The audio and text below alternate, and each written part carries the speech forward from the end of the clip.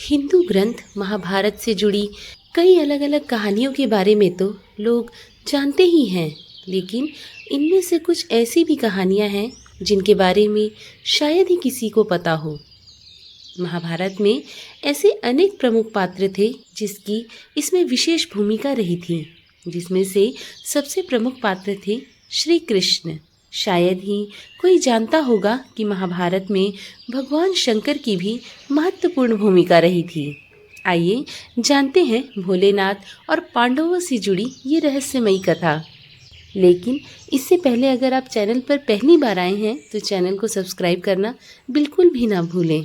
इससे आपको कोई लागत नहीं लगती, लेकिन हमारे उत्साह में 100% की वृद्धि होती है। चलिए कथा का आरंभ करते हैं।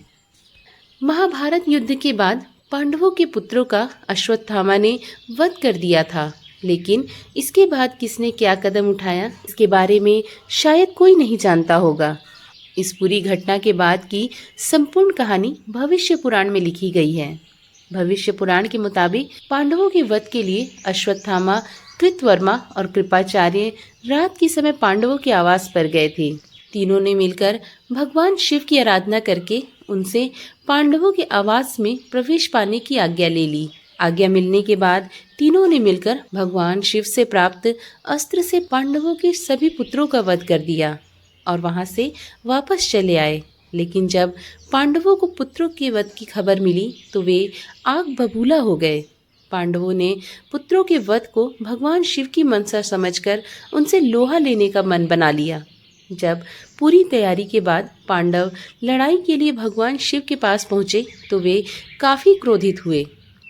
भगवान शिव ने पांडवों से कहा कि तुम सभी भगवान कृष्ण के उपासक हो, इसलिए इस जन्म में तुम्हें इस अपराध का फल नहीं मिलेगा, लेकिन इसका फल तुम्हें कलयुग में फिर से जन्म लेकर भोगना पड़ेगा।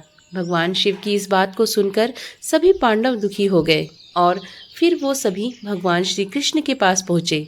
उन्होंने श्री कृष्ण से अपनी सारी व्यथा बताई। तब श्री कृष्ण ने उन्हें बताया कि कौन सा पांडव कलयुग में कहाँ और किसके घर में जन्म लेगा। भविष्य पुराण के अनुसार श्री कृष्ण ने बताया कि कलयुग में अर्जुन का जन्म परिलोक नाम के राजा के यहाँ होगा और वो ब्रह्मानंद नाम से विख्यात होंगे। श्री कृष्ण ने बताया था कि कलयुग में युधिष्ठिर वत्सराज नामक राजा के पुत्र बनेंगे और कलयुग में उनका नाम मलखान रखा जाएगा।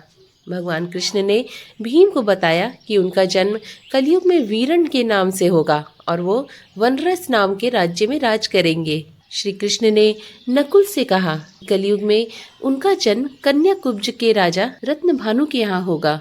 उन्हें लक्षण के नाम से जाना जाएगा। भविष्य पुराण के अनुसार श्री कृष्ण ने बताया कि कलयुग में सहदेव भीम सिंह नामक राजा के घर में जन्म लेंगे और उनका नाम होगा देव सिंह।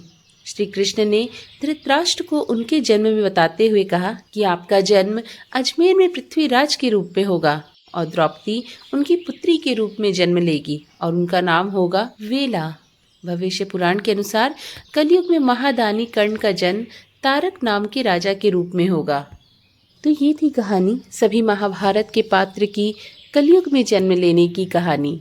आशा करती हूँ आपको ये जानकारी अच्छी लगी होगी।